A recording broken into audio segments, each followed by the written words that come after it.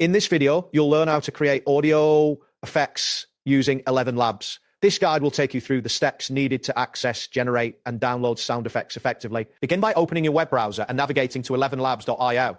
Once the page loads, you will see the main interface featuring various options related to audio creation. This is where you will start your journey in creating audio effects. Next, locate the section labeled Sound Effects. You can find this option on the home page or through the main menu. Clicking on Sound Effects will direct you to a new page that displays available audio effects and tools for creation. After that, look for the search bar on the Sound Effects page. This is typically situated at the top of the screen. Here you can type in keywords related to the sound effects you are interested in.